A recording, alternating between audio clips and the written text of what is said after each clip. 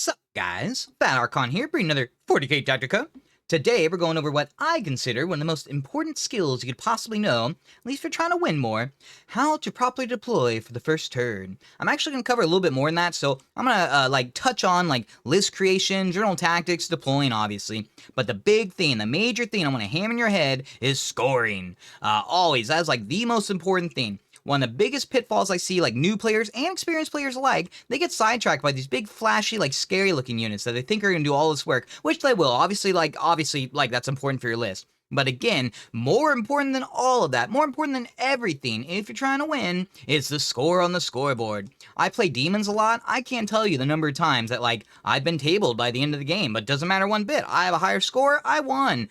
So, for real, while we're doing this video, back your mind, I want you guys, make that such a big deal for yourselves. If you're one of those people who sends me an email and you say, I've never won a game in my life, or I lose all the time, I'm nervous to go to my next RTT, whatever the reason is, if you guys watch this video and practice what I'm going to show y'all, if you haven't been doing it before at least, I almost guarantee, I just about promise you that yeah dude, your win rate will get higher. How couldn't it? Now, a big disclaimer, so like everything in life, nothing is black and white, shades of gray everywhere. So not everything I'm going to say is concrete. Not everything is hard and fast or whatever. Obviously, you're not going to be playing this exact map. That's almost impossible, unless you happen to randomly download the same one as I. You're not going to be playing the same armies. Even if you are playing the same army, you're going to have a different list. So like everything in life, there's shades of gray, there's nuance to it. So do be aware that, yeah, not everything's hard and fast. I will say too, the Pariah Nexus, the new mission pack is right around the corner. I think it comes out this weekend. So some of the specifics, some of the details I'm going to get into, they will be changing really soon.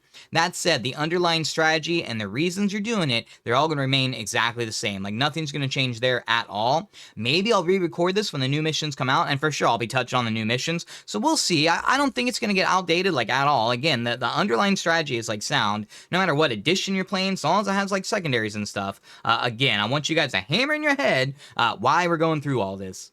Now, the first rule, so this is the golden rule, and this has nothing really to do with scoring. This is just basic 101 stuff. So if you haven't already been doing this 100%, this is going to help you improve your win rate. Always, always, always deploy as though you're going second. Always deploy as though you're going second. What that means, if you notice here, the CSM are almost just about completely out of line of sight. That's the main thing. You don't want to be, you don't want your key units getting shot off the table first freaking turn. That's the easiest way to lose.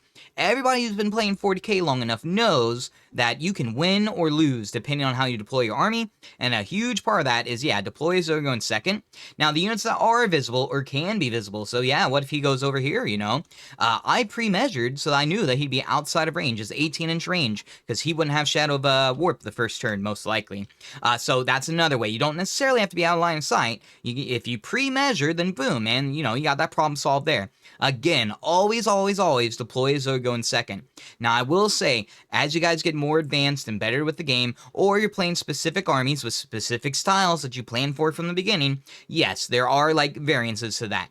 World Eaters, for example, they want to get across the board ASAP. They have a boatload of scouts on top of that, which, by the way, I have a section devoted to infiltrators and scouts that we'll get to in a bit. But certain armies, yeah, maybe you do want to, you want to gamble the dice. You want to roll the dice and gamble that you go first, and that'll be a huge advantage if you get it. There will be situations where, you're sure, man, yeah, you have a bad matchup.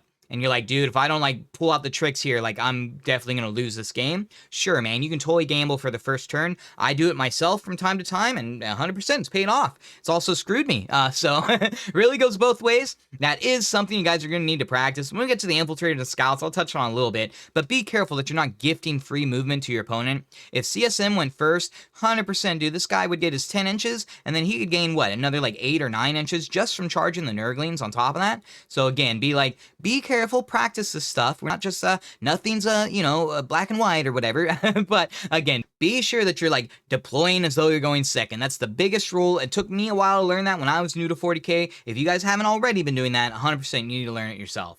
With that out of the way, though, so the actual tips when it comes to, like, scoring or whatever, the first one is a stupid one, sword. It's like a silly, like, obvious one. Have a plan. Now, I don't mean just, like, plan out your turn, although obviously you do. You want to have a plan. Your army has a theme to it, most likely. Like, ooh, I'm a turn 1 charger, or I'm a melee army, I'm a shooting army. Whatever your plan is there, like, that's pretty obvious. But I mean, even in a list creation stage, you need units, and this is actually the big part of it, you need units devoted to scoring. And by the way, when I'm talking about scoring, so this is a big thing, I'm going to be mentioning scoring a lot, you guys are going to see, I am not talking about primaries. I am talking about secondaries. Primaries come naturally, just about. Like, obviously, like, keep primaries in mind. Obviously, like, go for them and whatnot. But they basically come naturally, so I'm not really worried about that. Like, yeah, I don't even think about that when I'm, like, writing my list or whatever. I am talking about secondaries. So when I say have a plan and have units with plans, I need units that are devoted to, what if I get investigate signals? What about cleanse? Do I really want my, like, 190 point unit to, like, lose out on a turn of shooting so I have to cleanse something? Hell no. So Nurglings are fantastic. Oh my god, if you guys have been watching my videos or watch any competitive Chaos player, you guys already know Nurglings are, like, the shiznit. Yeah, they're insanely good. Maybe I need some scouts. Scouts really don't hurt at all, so Cursed Cultists, like, they're fantastic. They can help with area denial, for example. Like, they're good at that. They're also cheap and, like, kind of crappy, sort of, so they're fine for cleanse as well. If you're playing Death Guard, Cultists are fantastic. They scout, dude. That is so awesome. And they have sticky. Like, come on, for 50 points, does it get better than that? So they can help with, like, engage on all fronts, do the table quarters, all that sort of stuff. In this list, I brought a funny unit, sorta. I brought Beastmen, so I got the turn 1 Deep Strike shenanigans, or Strategic Reserve shenanigans. That's pretty valuable there. Now, I will say, so these are the full list, and I have them deployed on the board with how they would do, like, Deep Strikers and all that. We'll get into specifics in a moment, but these are the full list here. And I don't think it's a bad list in the least bit. This is Renegade Raiders. I don't think it's a bad list, but I did purposely write it so I had a little bit of everything, so I could, like, prove my points. So it's not, like, the most hyper-optimized thing on the planet. I will say, the Chaos list, this is one I run, like, all the time, or at least used to. I don't really run Bellicor as often, but this is one I used to run all the time, and I had very good success with it. I'll post the links, or I'll post the lists in the description in case you guys are interested in them. Now, back to, like, having a plan. So yes, every single unit needs to be there for a reason. Not just, like, to kill stuff, not just, oh, he's efficient shooting, so he's there. Again, for scoring. Who's going to do specific secondaries? And, more pertinent to this specific video, who's going to do them turn 1? Again, we'll get into, like, the specifics, like, big time here in a little bit, but turn 1, guys, you guys need to be maximizing your score from the very get-go. Don't make it an afterthought. That's how you lose. That's why you're not winning, like, most of your games or whatever. You're not thinking of that stuff. I guarantee if you play, like, casually with your friends or whatever, you start using some of these tips, I guarantee you will start winning more. Yeah, if you're deploying from the get-go to maximize your score, so that literally, well, just about every single secondary that can come up, you're able to score it, I guarantee that, yeah, dude, your win rate's gonna, like, skyrocket, in fact. Now, beyond that, beyond, like, the list building and the, like, general theme of the army or whatever, I try to plan, like, what if I go first, what is the game plan? If I go second, what is the game plan there? Now, you know, that has a whole lot of, like, moving parts to it. So, I got my Seekers, so I know no matter what, if I go first, yeah, they're probably gonna move block. I'm just gonna rush as far up forward as I possibly can, probably move block. If I go second, though, well, these guys have a 9-inch freaking scout, I'm just gonna hide them behind terrain or whatever. So, again, like, there's multiple layers to the having plans. You need it from the list phase, you need it from the deployment phase, and then you need it from the, yeah, if I go first or second, and obviously there's even more than that on top of it. My second tip, and this sort of goes into 101 stuff, always, while you're deploying, you need to be hiding as much info from your opponent as possible, while also at the same time gathering as much info from your opponent as you can. So again, the 101 part of that, generally, it's like a general rule. You deploy the crappy units first, and you work up from there. You go from crappy to crappy, a little less crappy, to a little less crappy than that, and then you start getting into good units. Back to having a plan, by the way, make sure you got room for your units. I can't tell you the number of times I forget that my possessed need, like, a whole bunch of space if I'm bringing a bomb of them. And you know what? That really sucks. If I'd, like, taken up this space, usually what I do, I'll put them somewhere back here, and that sucks, dude. I just lost out on, like, 4 inches of movement just about. And that could lose you the game. At the very least, it's like, yeah, it's a handicap. You don't want to be doing that to yourself. Now, like I'm going to be mentioning a lot, there's nuance to everything. So for deploying first, if you have scouts or infiltrators, so that gets flipped on its head. If your opponent does not have scouts or infiltrators, save them for dead last. no matter how like expensive or cheap they are. That's my general like rule to it. I save my especially scouts and definitely infiltrators. I save them dead last if my opponent doesn't have any. That way you can put him in the optimal spot. He stacks a certain flank, cool, I'm gonna take the opposite flank. Or maybe I'm gonna move block you because I'm a shiesty mofo. Yeah, I'll just, you know, stack on that flank or whatever. So again, if they don't have any, be sure that you save them for very last. On the opposite end, if they do have scouts and or if they have infiltrators, not so much scouts, if they have infiltrators, you need to deploy them first. Assuming that you roll first, and get first turn or whatever. Yeah, if you get to deploy them first, then go on ahead and do it. And what you do in that case, you take the prime real estate. So I guess I should have mentioned this. So both armies, you know, I'm playing Chaos. Of course, I have a lot of Nurglings in there. These two are the Chaos Space Marines. These two are the Daemons. Before I started recording, I rolled the dice to see who would go first. Daemons got to deploy theirs first, so I took the prime real estate. And dude, it was huge. These guys being right here, they got a 9-inch bubble. Here, let me show y'all. They got a 9-inch bubble. Not only did I block out the key real estate for his own infiltrators, I blocked out key routes for his scouts. Over here, too. So this entire 2/3 of the board, maybe even 3/4, maybe even 4/5 of the board is blocked out to all of his scouts. Luckily for him, I guess, he only has a single unit of scouts, so, like, he still was able to salvage the situation. Imagine I put one of my Nurglings in Deep Strike. By the way, like, Nurglings don't always have to be infiltrated, guys. Be smart about it. Their prime thing is scoring. They're so good at scoring. So I very much, like, try to Deep Strike him a lot. Imagine if I put all three in here. I guess, actually, okay, that's a dumb example, because he still would have gotten his Nurglings down, and I wouldn't have been able to put the third on that side. But still, imagine, too, if they didn't have any infiltrators of their own. So that actually plays into, like, dude, you guys should probably be bringing infiltrators in your list, especially if you're playing Chaos. Like, very much, you guys should be trying to bring them. And obviously, other armies have them too. Scouts, by the way, like Space Marine Scouts, are the best infiltrators in the game, in my opinion. Guess what? Like, if you guys didn't know, they get to infiltrate and scout. These guys get to infiltrate anywhere on the board, and then they get to move 6 inches for, I think they're only 60 points. It's like the most nutso thing I've ever seen. Yeah, it's like crazy freaking good. Okay, last thing too. So if your opponent only has a single infiltrator, and they go first, so they deploy their infiltrators first, well, boom, it goes back to you deploy yours dead last. Basically, yeah, again, you're trying to, like, hide as much info from your opponent. You don't want him to know where your infiltrators are, then he knows where to put his scouts. That'd be terrible, man, if he knew where my, to put his scouts on the opposite end. Nope, I want to block you in or whatever. Again, hide as much info and gather as much info. On that same topic, so this is like sort of advanced and sort of like you gotta debate if it's worth it or not. You don't always have to keep all your dudes in your rhinos or whatever. Assuming you have like 2 squads, you can disembark one of them. That gives you more drops. So maybe I'm playing a list and I don't know, it's Imperial Knights or something, and I don't want them to know where my like really good anti-tank's gonna go. Something like that. Maybe I'll drop 1 squad of the Legionaries out of the rhino, so I get an additional drop. Maybe I'll drop 2 squads from 2 separate rhinos out of them, so I get additional drops. Now, again, that's sort of advanced, and you won't always use it, but for sure, man, collecting info, that's ultra important. If you guys aren't noticing, like, before the game even starts, we're trying for as many advantages as we can get, and again, that's how you become, like, a better player. Make this stuff second nature, for sure, guys. That win rate's gonna, like, skyrocket. All right, the third tip, and this is the biggest one. This is the biggest one, the entire point of this video. Always deploy for and plan for the secondaries. When I am deploying my army, very much, man, we'll go over the specifics shortly. I believe there's 9 of them. I have all 9 secondaries, like, in my mind. Obviously, it takes a lot of practice. Even right now, if you were to ask me to name all 9 of them off the top of my head, I'd be like, you know. But I definitely have them in mind. So, a big one. My favorite secondary, I'm like a dork for it. My favorite secondary is freaking Investigate Signals, so I love it. So I made sure I had 2 separate units that were able to get completely in that table corner. In fact, there's more than that. I had 3 units that can get completely into those corners. In fact, I have 4 units that could do it. That's a big one. Cleanse. If I get Cleanse first turn, bada bing, bada boom, man. My 2 crappy 40-point units, I don't care at all what happens to them after they get their points, by the way. I get my 3 to 5 victory points. Boom, that's worth 40 points to me every day of the week. Going ahead and shoot them. Going ahead and charge them. Like, honestly, that kind of distracts you, so I kind of hope you do that. But yeah, I got my Cleanse. I got my Area Denial if I need it. Yeah, dude, million different ways. And again, this plays into how good, like, scouts are, because if I have to, like, control an objective, for example, yeah, Cleanse, boom, I got 2 squads. I can easy peasy do it. Maybe I gotta go through walls, easy peasy, I can do it. Maybe I'll have to advance or whatever, but that's no problem there. Again, this is the biggest rule. Deploy for and plan for all the secondaries, or at least as many as humanly possible.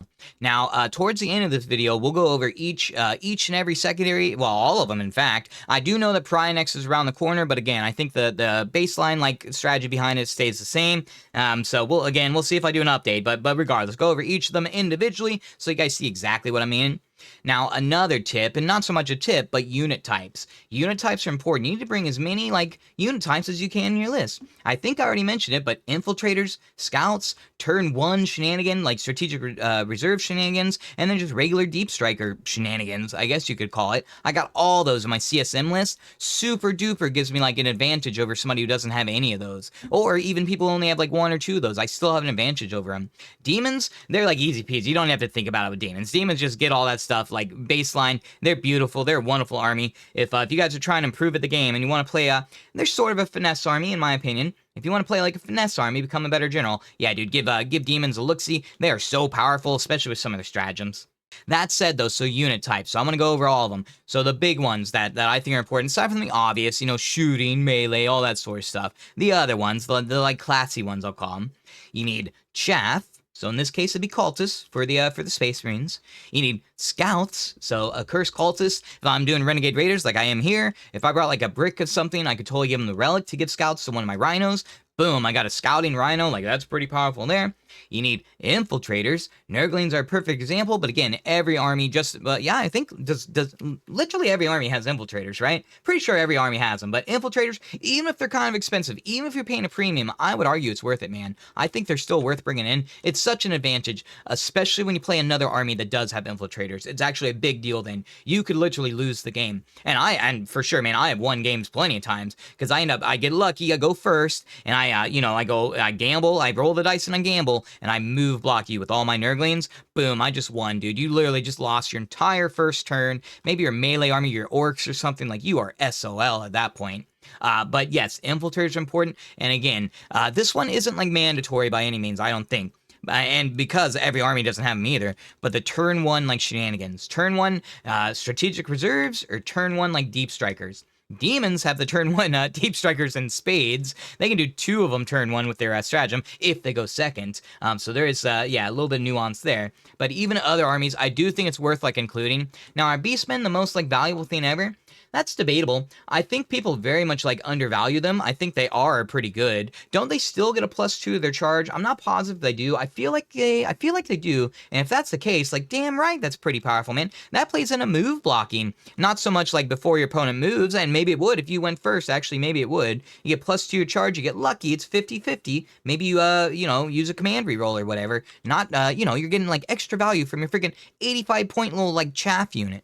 Speaking of units that double for both, those are wonderful. Again, back to Death Guard. Death Guard cultists are like one of the more wonderful units in the game, in my humble opinion. Not only are they sticky stuff like every Death Guard, they also scout. They're also freaking 50 freaking points. Who gives a damn about them? They can screen, they can move block, they can do all sorts of stuff. They can die and you don't care. So things that can do like multiple things at once, like that's pretty awesome. Again, Beastmen sort of play into that. They're pretty cheap. And again, a Cursed Cultist play into that. And Nurglings, they're just all around like S tier. Show me somebody who doesn't think Nurglings are good, and I'll show you an idiot. No offense, I'm joking. If to each their own. To each their own. All right, here's some somewhat advanced tips, I guess. Yeah, these are some advanced tips, and these are just like general tips related to like your first turn and like deploying all that stuff. One that you guys should be aware of if you didn't already, dude, you don't have to move your freaking rhinos or whatever. So like these Nurglings are right here. Or better yet, like these Nurglings are right here. I can disembark my 3 inches from the unit, and then I can move my 6 inches, and cool, my squad just got a 3-inch freaking charge from that. You don't have to move your rhinos, and you can gain extra movement. On top of that, you can do like the daisy chain route. So let's pretend that these were, I don't know, havocs, legionaries, whatever. This guy disembarks the 3 inches, they move another 6 inch, so 9-inch movement turn 1. Well, then these guys get onto the rhino, and then guess what? The rhino still gets a move, dude. It gets pretty wild there. So that's like an advanced little tactic. And yes, dude, if you guys are going for like, ooh, I want to be like, the show off, the flashy, like, yeah, make flashy plays and impress my friends or whatever, start doing the daisy chain stuff. A lot of people don't like even think about it. It's ultra powerful, especially for renegade raiders. Like, they're gonna love that move there.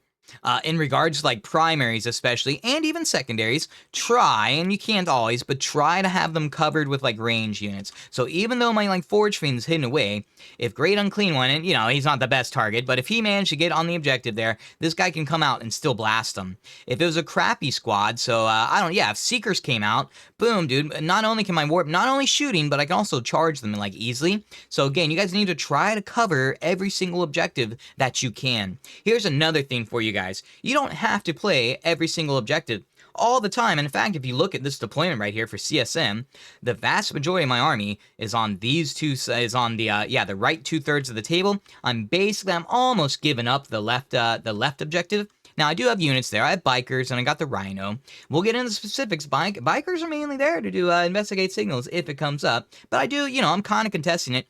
1,000% though, dude, you could totally, obviously not exactly that. You could just, give up on that corner completely. And very much, there's certain missions where you very much will do that. I forget the name of it off the top of my head, but there's the one where you only score 10 points each turn, and at the end of the game, you can score up to 15 for each objective you hold.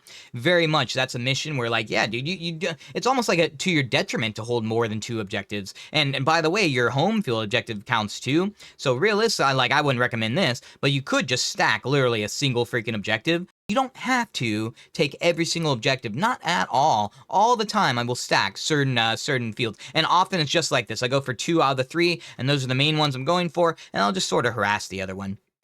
In regards to the covering objectives, try to cover your infiltrators as well. So with my demons, I love the Lord of Change. He's such a good unit.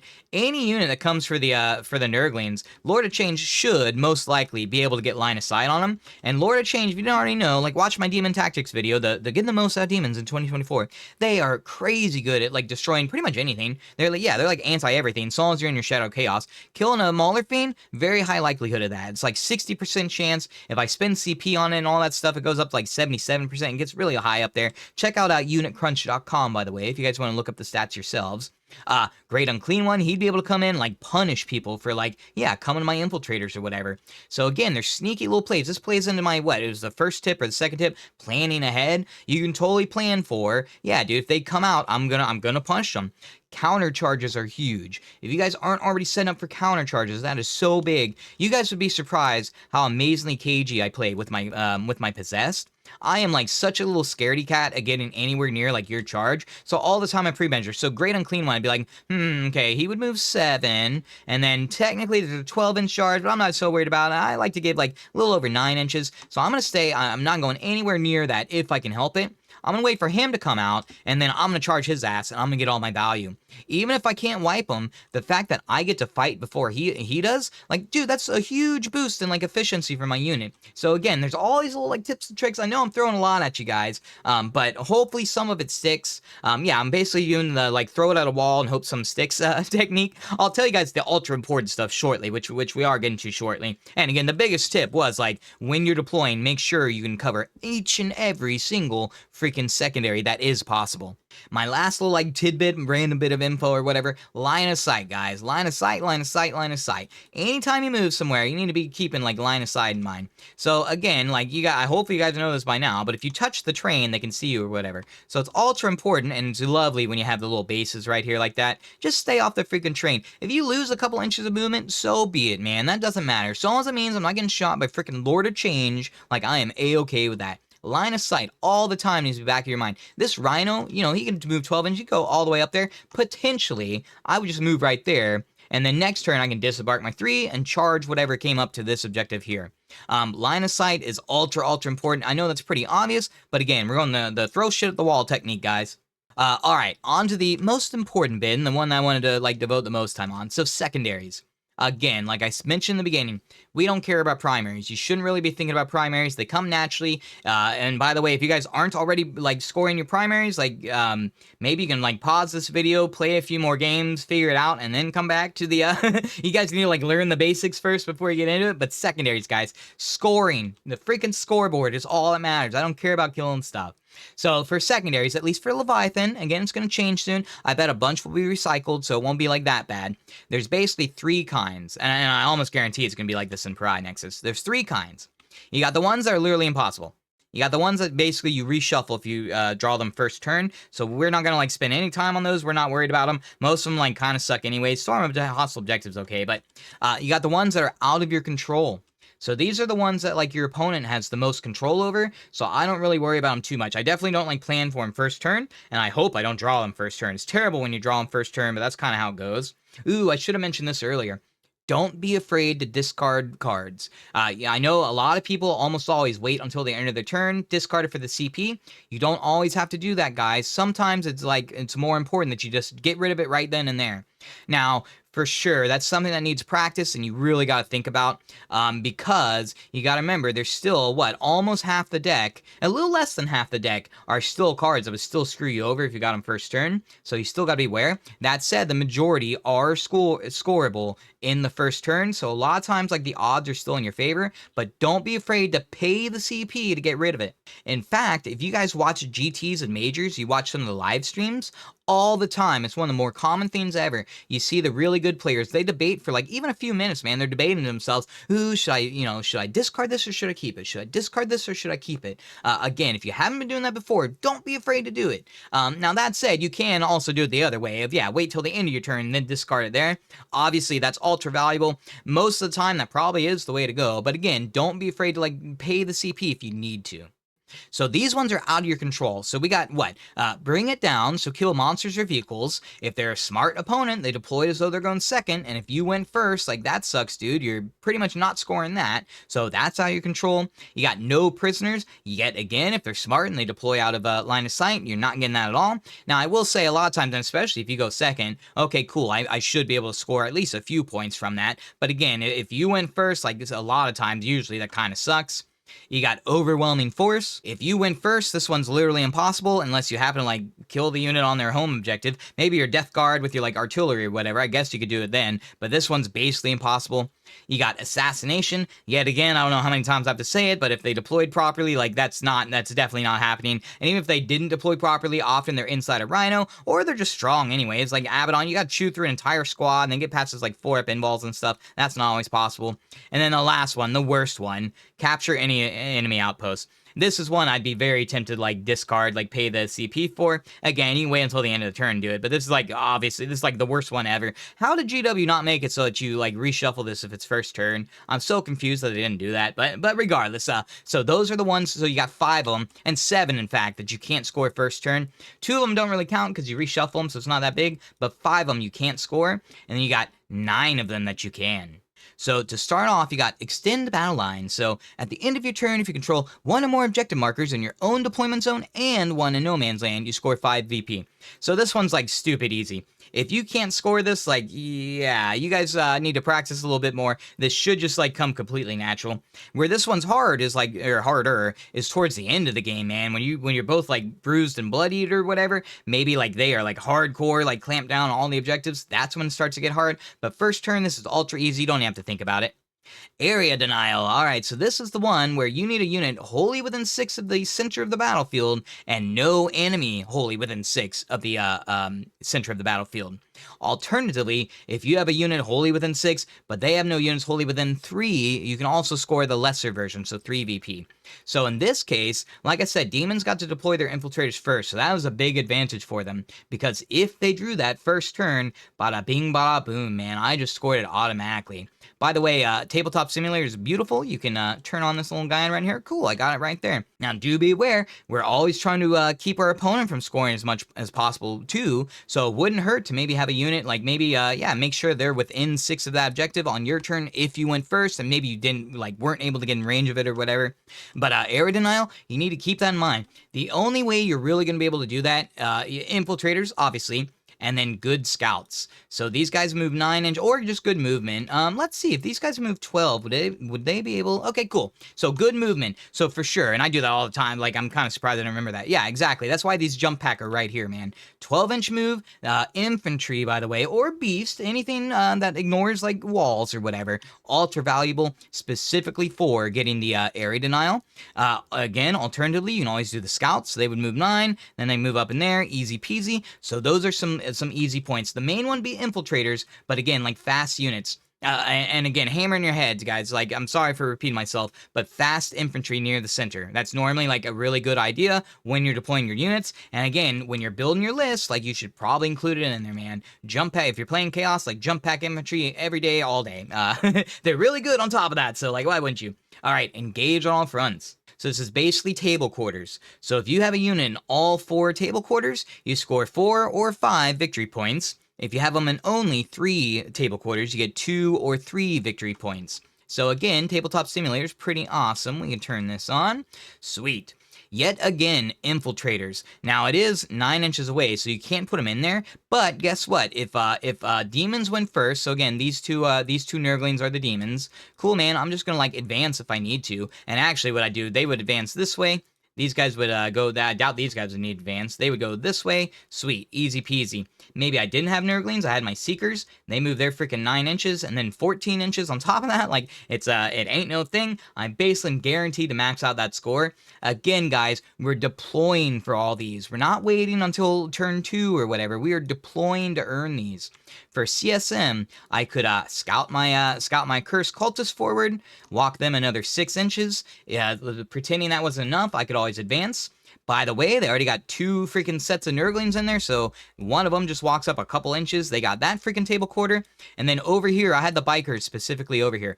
Bikers could advance up here. And potentially, you know what? Actually, okay, I'm being stupid. Bikers would have trouble, and the issue is I got screened out, man. I would have put Infiltrators on this side, but I got screened out by the shicey little Demons. That said, fast movement, yeah, you know, you potentially get up there, especially if you're like Eldar or something. And again, that's where like scouts come in. If you had a 6-inch, let's see if that would go. If you had a 6-inch scout Rhino, and then maybe you advance them, we'll just say like 4 inches or whatever. Oh, yeah, dude, boom. So there are ways to do it, even at Space Marines, even if you don't have an Infiltrator that get in there. Ooh, all right, next up, deploy teleport homers. This is another one of my favorites. So I'll admit, this one's kind of hard to max out. It's really hard to max out if you go first. It's like, or first turn, period. Really hard to max out. That said, getting 3 victory points, easy peasy, man. Easiest thing ever. You just have to be within 6 inches of the center of the battlefield. Not wholly within, but just within. And then you do an action with one of your units. Yet again, this will be a common theme. Nurglings are fantastic for it. They're only 40 freaking points, dude. That way I'm not wasting valuable units like, I'm not wasting valuable units turns to do stupid little, like, actions I don't want to do. So that's pretty valuable. Even for the CSM, I would have no problem whatsoever using my Warp Talons to do it. If that's how it goes, that's how it goes. It doesn't matter if the opponent's there, by the way, so, yeah, we can put that away. So these guys literally could just tiptoe in there. Cool, I just got 3 victory points. Now, getting the full 5 points is pretty hard. You would need a unit like Seekers, so I can move up my 9 inches, and then, let's see, I can move up another 14 inches. I would have to advance, and, yeah, I don't think you'd be able to do that. That would be hard. There are certain units that can do it, but yeah, that would be pretty hard. Oh, I'm being an idiot. With Demons, dude, I got turn 1 Realm of Chaos, assuming I went second. I can pick up 2 units and deep strike them anywhere. You best believe I'm going to pick up, like, cheap little flamers, or better yet, like, cheap little, like, Nurglings if I don't need them anymore. Just put them in your corner and get my 5 points. Easy peasy. Yet again, that plays into turn 1, like, deep strike shenanigans. Now, these guys only strategic reserves, so maybe not the best example there, but if you had a way to turn 1 deep strike your jump pack infantry, very much, dude. That's something you should consider tossing into your list specifically for that secondary. Next up, let's see what we got next. So, okay, behind enemy lines, this one's really freaking hard. To max it out, you need 2 units completely in your opponent's deployment zone. To get one of them, you only need, or to get 3 victory points, or 4, you just need 1 unit in your opponent's deployment zone. So that one's, like, incredibly hard. Again, Demons wouldn't be that hard, man. I can literally pick up 2 units. For sure, I'd want to pick up and, like, choose something, like, really cheap. Because whatever goes in the deployment zone, especially if I went first or whatever, which I guess Demons couldn't do, but whatever's going in your opponent's DC, they're probably going to die, so just be aware of that. That one's really hard. We hate drawing that one first turn. That said, second turn and beyond, like, I love that one. I'm going to deep strike behind you anyways. Like, I do that all the freaking time, so I love that one, but first turn, pretty hard. That almost belongs in the, like, you know, in the bad section.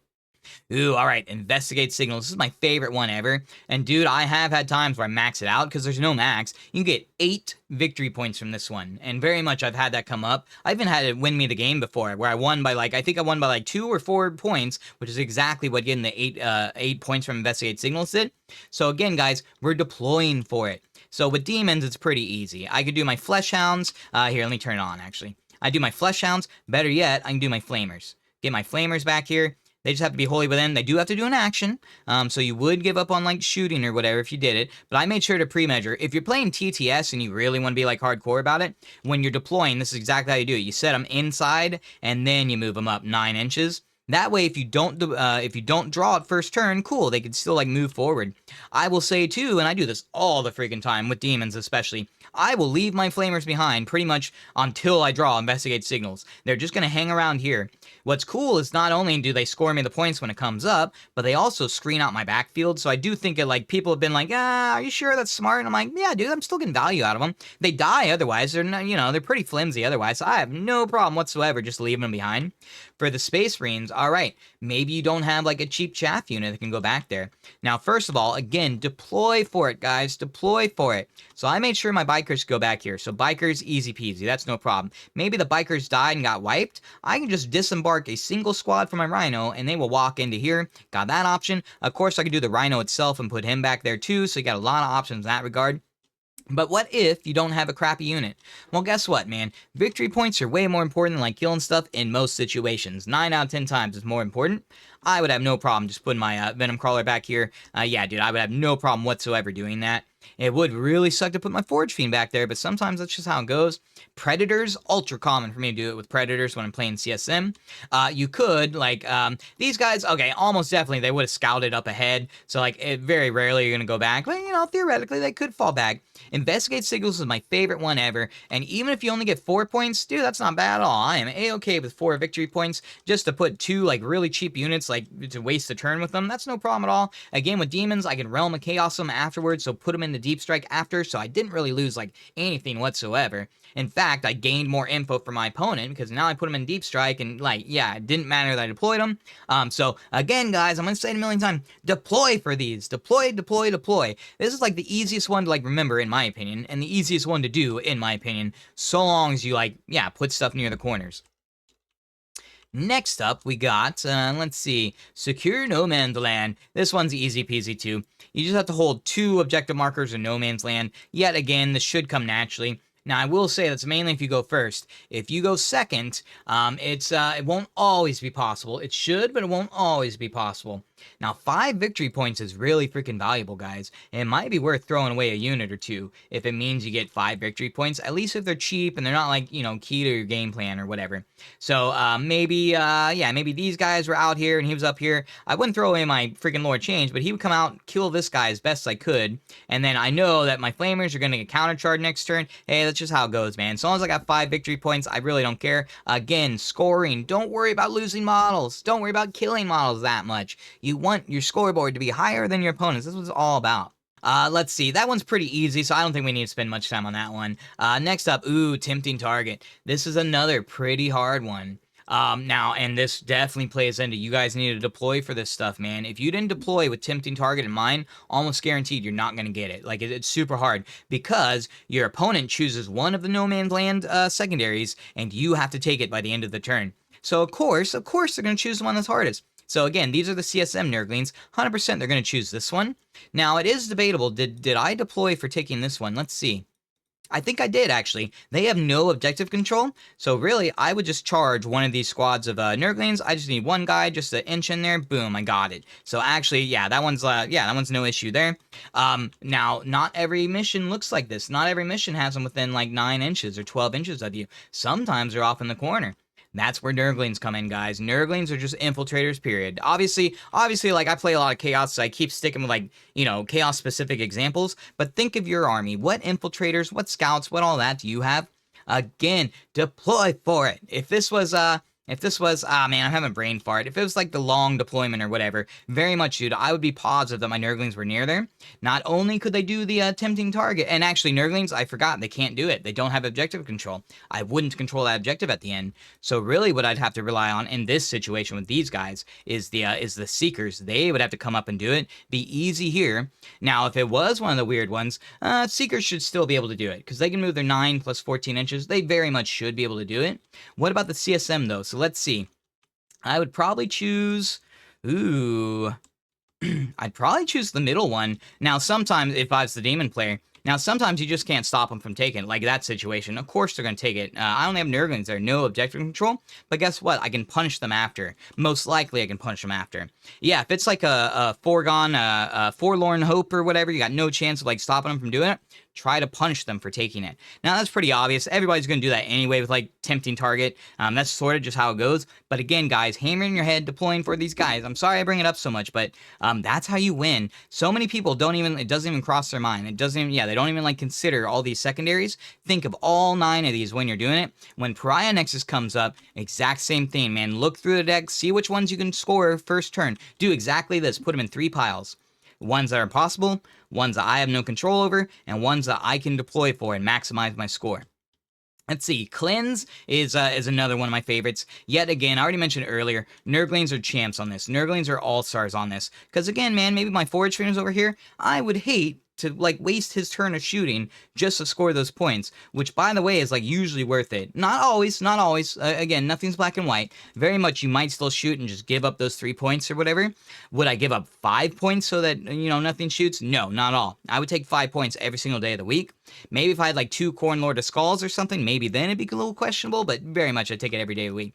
So for Demons, I deployed for it, man. Nurglings just got it. I don't believe, yes, okay, you do have to control it, but again, I got my freaking backup here. I got my Seekers, so they would just come in, I control it, and then Nurglings, they would cleanse it, and then guess what? My Seekers get to charge your units, tie them up, whatever they need to do there. For CSM, let's see, how would they do it? So again, I got Nurglings there. So these guys, I'm just going to scout these guys up because it's pretty obvious where they're going to go. They'd probably go this way.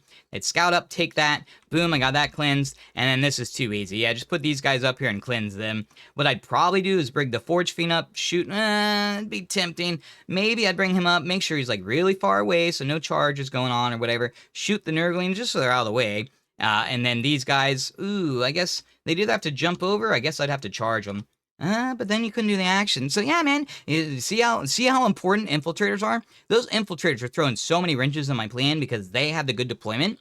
If CSM got to deploy first, this would be completely opposite. I'd be bitching about the Demons and how hard some of these are going to be. So again, throw Infiltrators on your list, guys. Like, if you guys aren't noticing how freaking good they are.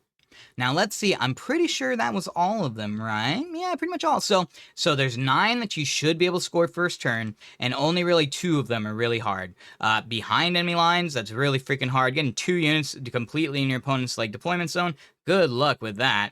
And then tempting target, that can be incredibly hard. That said, it's worth 5 victory points, and sometimes it's incredibly easy. It really goes both freaking ways.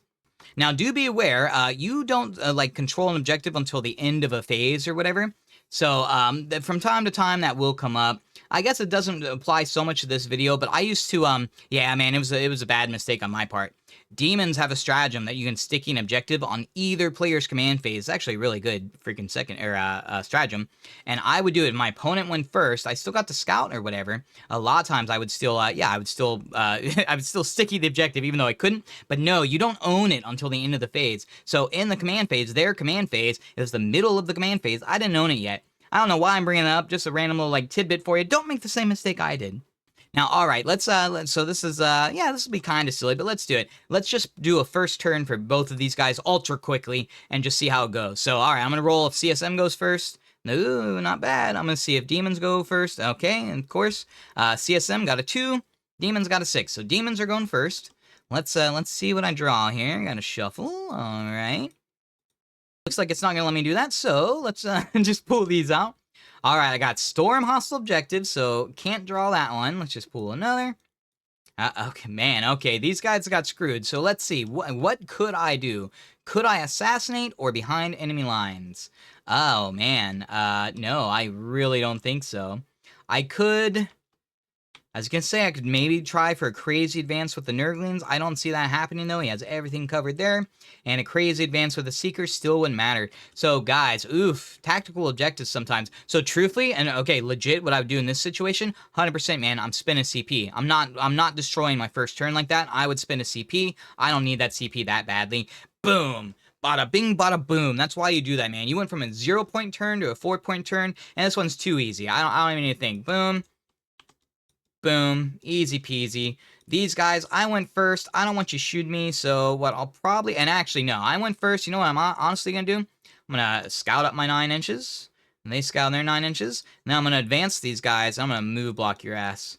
I'm going to move block this guy. Sweet. Have fun, like, not taking this side of the board at all for your first turn. So we'll see how his turn goes, because the Demons went first. I might take that back if it screws him over too bad.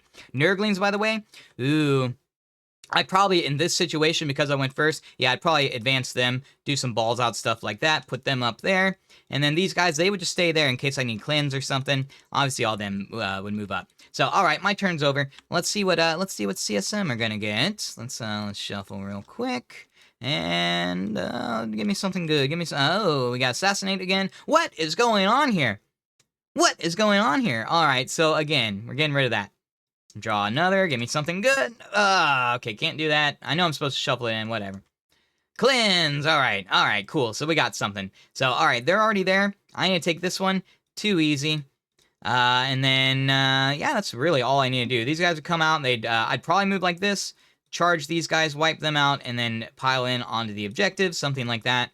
These guys would super duper die, but they would have move blocked me first turn, so that would have been rough. So boom, guys. But I'm actually somewhat glad that I pulled such terrible freaking first turn to show you how important it is. Spin that CP. In that situation, that's a perfect situation. You can't score either. Spin the CP, man. You need points. Cleanse 5 points. Sweet, I got 5 freaking points. This guy got 4 points.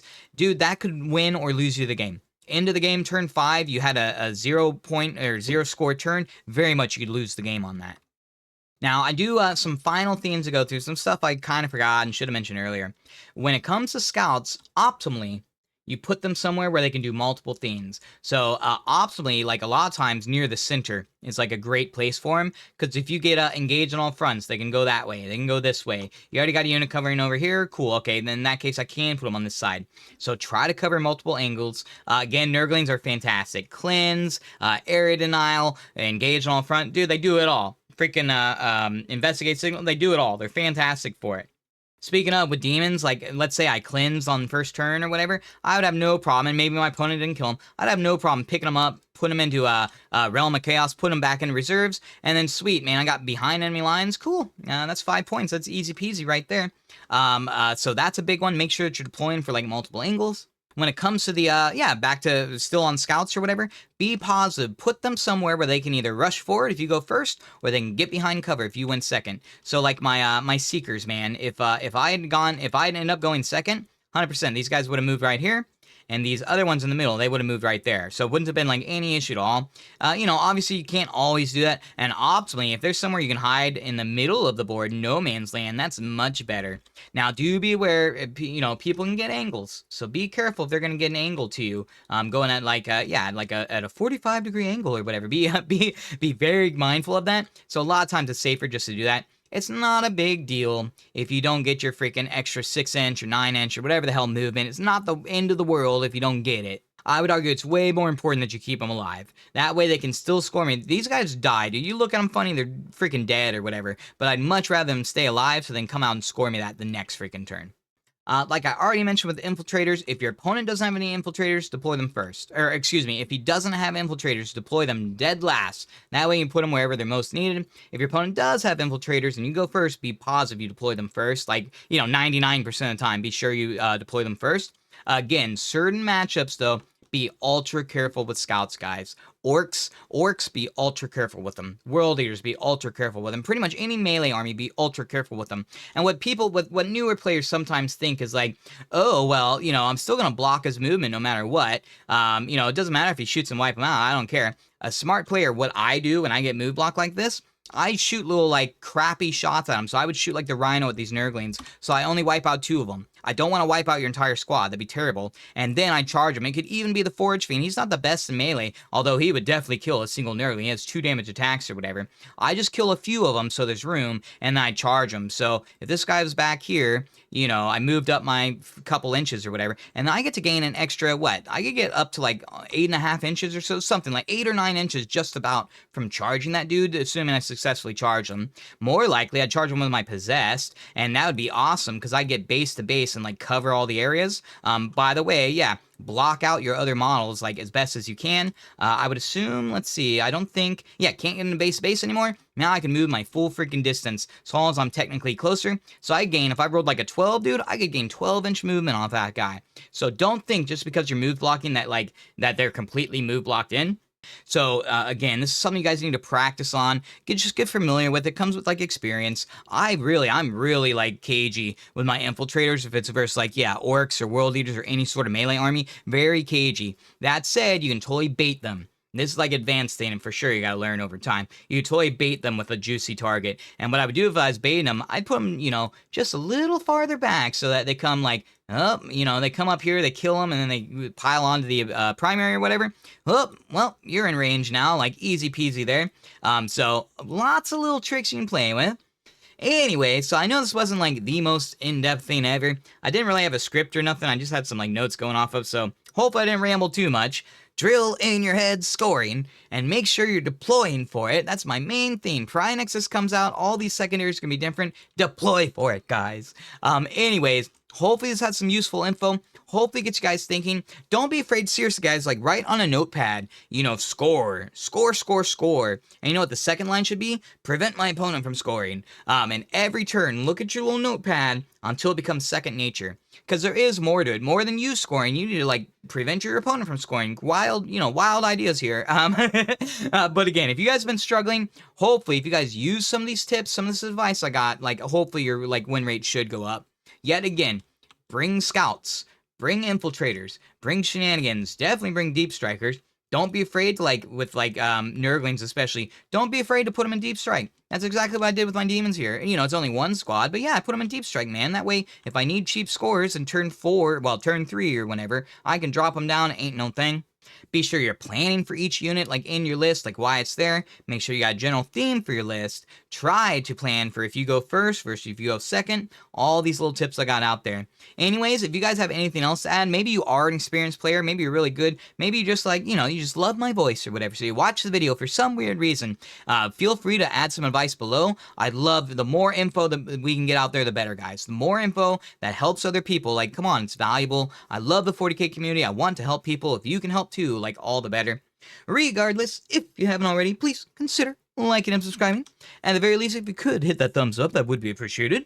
Either way, thanks for watching, guys. Best of luck out there. Let me know if this does help you. If, like, your next game, you deploy for all those secondaries and you end up, like, kicking your opponent's butt, let me know, man. I would love to hear I'm, like, doing good out there. Regardless, best of luck. And remember, death to the false emperor.